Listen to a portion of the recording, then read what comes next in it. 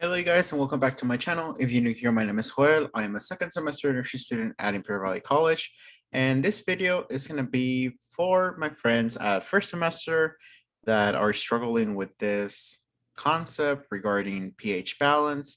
Now, I'm going to teach you the ways that I learned it, and this was one of the best exams I scored. So let's get right to it. The first thing is to understand the pH. So the normal pH in the body is 7.4. However, you can go 0.05 above or 0.05 below. So that's why you have 7.35 and 7.45. If you go above this, this will be alkaline. And if you go below 7.35, this will be acidic or acidosis. In this case, this will be called alkalosis. Okay, so if you go above it, that's alkalosis. If you go below it, that's acidosis. So that's pretty standard stuff. Now, the CO2. Now, one concept that you need to understand is that CO2 is acidic. So the more you have, if you have more than 45, that's going to put the body into an acidic way, which is going to be like below the 7.35 range. And if you have a low CO2, let's just say like below 35, then this will be more into the basic side. So you will be more into the alkalosis. So you first need to understand the concept that carbon dioxide is acidic. So if you're a hypoventilating, which means like you're barely breathing, remember hypoventilation is less than 12 breaths per minute. If you have less than 12, then you're retaining all that carbon dioxide in your body, which makes your body more acidic. Now you're hyperventilating, which means like you're going like after you work out, after you're done with cardio and you're like, you can barely catch your breath and you're just like hyperventilating. Well, if you do that, that's going to put you more into the alkalosis side because you're removing all that excess of carbon dioxide. Now that's pretty much it for carbon dioxide. Now HCO3. Now HCO3, also known as bicarbonate, or also known as buffers, their job is to pretty much, when they're in the body, they can absorb hydrogen ions. So there's like hydrogen ions. Remember, hydrogen ions are acidic in the body. So the more hydrogen ions you have in the body, the more acidic the body is. So what HCl3 is going to do is that they're going to absorb the hydrogen ion. So pretty much HCl3 is kind of like the homeostasis thing the body has in order to control the pH. Why? Because again, it can absorb the hydrogen ions, but when it's very alkaline, they can also release hydrogen ions in order to stabilize the pH. So that's pretty much how they work. So they can either absorb hydrogen ions or they can release hydrogen ions depending on the pH of the body. Now that that's out of the way, I already told you the function of HCl3. Now, if you have too many HCl3s, this is going to put you more into the alkaline side. So if it's if it's greater than 26, so 27, 28, etc., this is going to put you more into an alkaline side. And if you have less than 22, then this is going to put you more into a acidic side, because since you barely have HCl3s, they cannot really function because they're you can consider HCl3 or bicarbonate as solvers.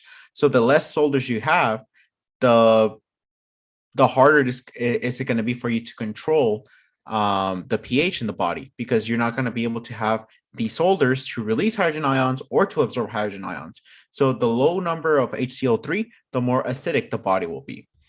So now that that's out of the way, maybe you need to rewind this like 2 minutes in order for you to really understand the concept of carbon dioxide and HCl3, and why having too much, understand the concept that a high amount of CO2 is acidic, and why a low amount of HCl3 or bicarbonate is acidic, and why a high number of HCl3 is considered alkaline. Now that's out of the way. How to tell if it's respiratory or metabolic. So if the problem is, let me just erase some of these things. So if the problem is the CO2, then it's going to be called respiratory. If the problem it's the HCO3, it's going to be called metabolic. And that's it. Okay. Now let's give you an example. So let's just say they're going to give you an ABG on probably the exam or whatever thing you're doing. And they're going to give you like, okay, the body's pH is 7.32. The CO2 is, I don't know, 60. And the HCO3 is 24. And they're probably going to give you like O2 SAD or things like that. Oh, no, it's called partial O2. But this really doesn't matter. The ones they're pretty much going to be focusing on is these three, the big three. So, yeah.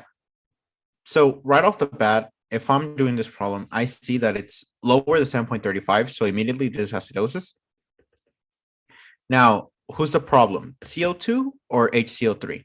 Well, this is why you need to remember the ranges. So remember that the ranges for the pH is 7.35 to 7.45. So this is why I know it's acidic.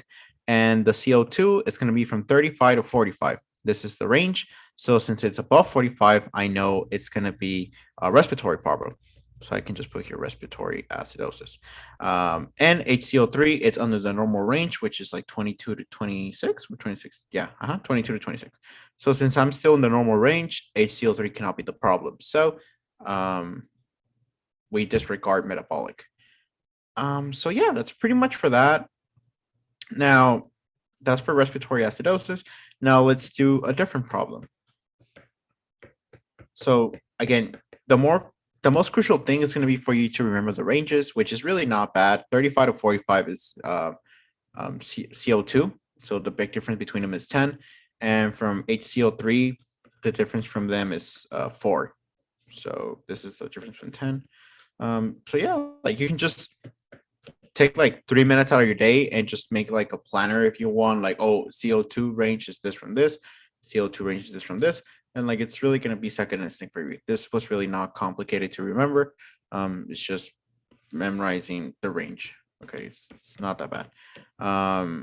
So let's do a different example. So let's just say the pH is going to be 7.55. Okay, and we're going to have here this, and this is going to be 30. Okay, so right off the bat, I already know it's alkalosis because the pH is higher than 45. And now let's see who's the problem, this one or this one. So this one is still in the normal range because remember it's 35 to 45, and this one's 22 to 26, and this is 30. So we know there's too many of them. We have too many bicarbonates, so this is going to be called metabolic alkalosis. Now, what if you tell me, well, what if both of them are high? There's no such thing as having a respiratory metabolic, so you cannot have both of them in one sentence like that. So it's either one or the other. So let's just say like the pH is 7.32. Okay, so and the CO2 is going to be 60, and the HCO3 is going to be 15. So right off the bat, we know that it's going to be acidosis, right? Because the pH, it's below 35. Now, these two are not in the normal ranges. They're both at normal. Remember, this is 35 to 45, and this is 22 to 26. Yes, right? Yeah, 22 to 26. Sometimes I confuse this with 28. I don't know why, but you know. Anyway, so both of them are high. Now, the rule that I have, because I made this rule and it works, is that if both of them are abnormal, then you get the differences between them and see which one's farthest from normal. So for instance, this one, this one, 60 and 45. So the difference between these extremities is going to be 15. So this one's off by 15. Now let's see the other one. The other one is off by 7. So since CO2 is farthest, is like more, is worst than the other one, then that one is going to dominate the name, and now it's going to be called respiratory. So now it's going to be respiratory acidosis. So yeah, when both of them are abnormal, you try to get the one that is closest to the number. So in this case, since it's too high, I'm going to go for the highest range, and well, if it's too low, then you go for the lowest range, and you try to get the differences between them. In this case, it's 7, and in this case, 60 and 45 is 15. So once you get a difference between them, then you see which one's worse. So CO2 is worse because it's farthest from normal, so that's why it's going to dominate the name. I think that was like one of the complications I remember like one of my classes were having. So once we got that out of the way, then the one that is farthest from normal, that's the one that wins. Now, sometimes I didn't see this one in my exam, but I know that like there are some problems overall about this. This is regarding partially compensated, compensated, and uncompensated. So you can see uncompensated, compensated, no, partially compensated. If this is not regarding your test, then you can just skip this part. But I do remember like she covered it. But maybe when your exam she might put it, so might as well just stay for a while.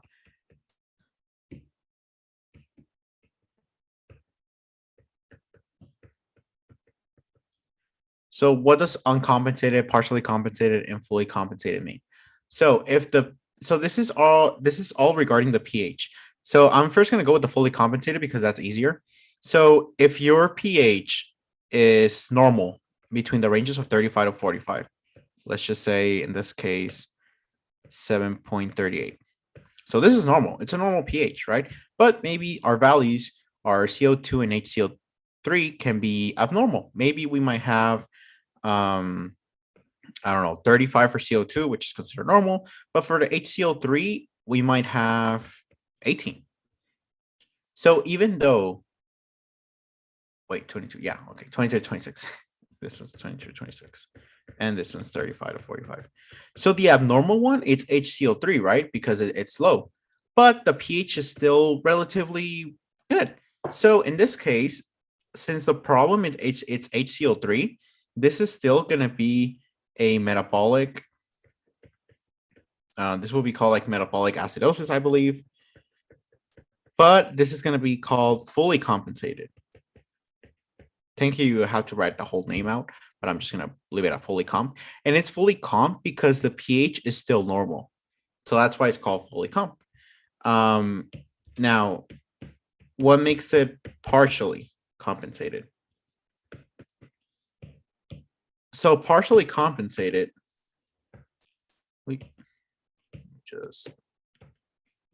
so partially compensated means that the pH is not normal. So let's just say it's going to be 7.2. This is our example.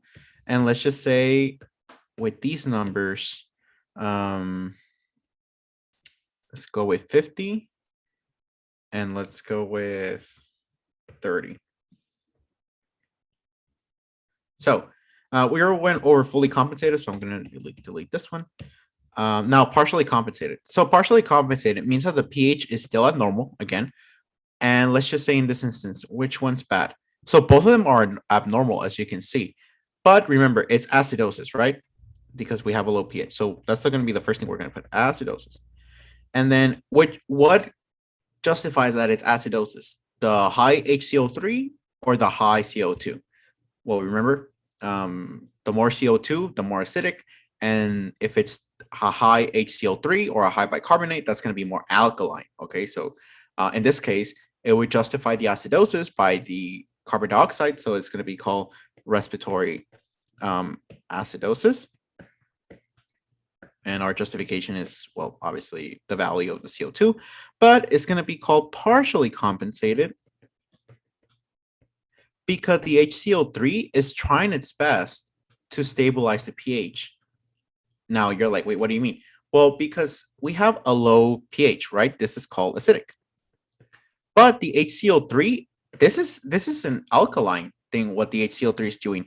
there's a lot of HCO3 that is making the body raise its pH. So it's kind of like doing a homeostasis thing. It's trying. It hasn't done it completely because the pH is still low, but it's trying.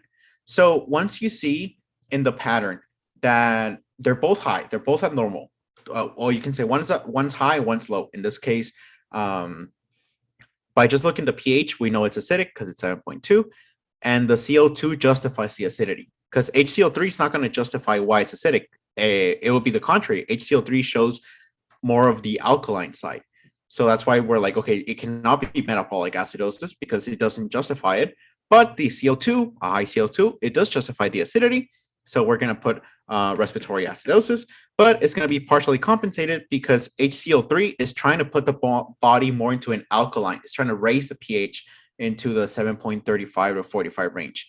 So since it's trying its best to try and compensate, that's why it's called partially compensated. Because if it will be fully compensated, the pH will be in this range. But since it's not there, but it's still trying its best, that's why it's called partially compensated, because the other one is trying its best to kind of like adjust. Now uncompensated would be like they're like no one's even trying. Like they're both bad. So in this case, let's just say the pH is 7.56 and the CO2 is going to be I don't know, 20. In the HCO3 is going to be this one can be like in the normal range. It could be like 22 if you want. So in this case, we're going to have uncompensated because HCO3 is not trying. You know, we already know it's respiratory alkalosis because we have a low CO2 number. The other one's normal. So like we cannot even think about metabolic. The pH is alkaline. So this is going to be alkalosis. And it's a respiratory problem. And HCO3, if this will be considered partially, then the HCO3 will have to be low. We're going to have a low HCO3, like for instance, I don't know, 18 or whatever, because it's trying its best. The lower the HCO3, the more acidic we're going to be. So then that would explain the partially compensated because it's trying its best to like, neutralize the pH into a more stable. But since it's not even trying, then we just call it uncompensated because they're not the other one's not even trying.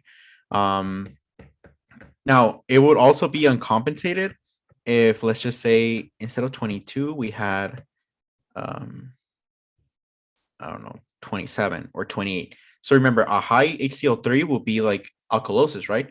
So like he's not even helping. They're both bad. Like he's not even or either the other one's going to be in a normal range of in its normal range, or it's going to benefit like the alkalosis. So having a high number of HCO3 is going to be alkalosis, like leaning more into the alkalosis, and having a low CO2 that also going to lead into the alkalosis. So they're not helping at all. Like that would be like uncompensated. I do not remember like seeing any uncompensated and partially compensated and things like that. But now you pretty much have in a nutshell. So just in case you do see it, you do understand the difference between uncompensated, partially compensated, and fully compensated. So that's pretty much it. That's pretty much like the acid-base balance and just having to account these three things. The partial O2, it really doesn't affect you yet.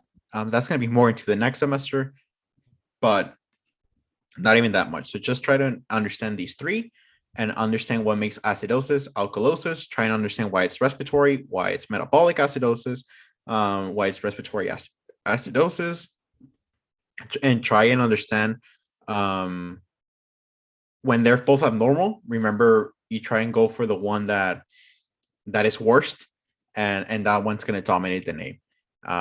And if they want you to put partially compensated, fully compensated, or uncompensated, then now you know pretty much how to get those. If the other one is trying to compensate, if it's doing the opposite to try and stabilize the pH, then that will be a partially compensated if the pH is not in a normal range. If it's in the normal range, then this will be fully compensated. And yeah, that's pretty much it. So try and rewind the video a couple of times for everything to like really be clear, and try to practice problems. The only bad thing is like if you do random practice problems, you really do not know if they're right or wrong.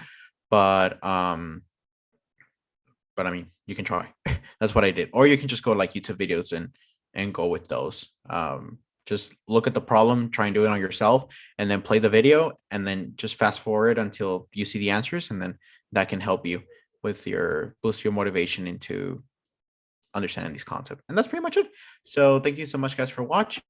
I do recommend some other videos that I have that had helped me in nursing school and made me a better student. And yeah, that's pretty much it. So I'll see you guys into the next video. Bye bye.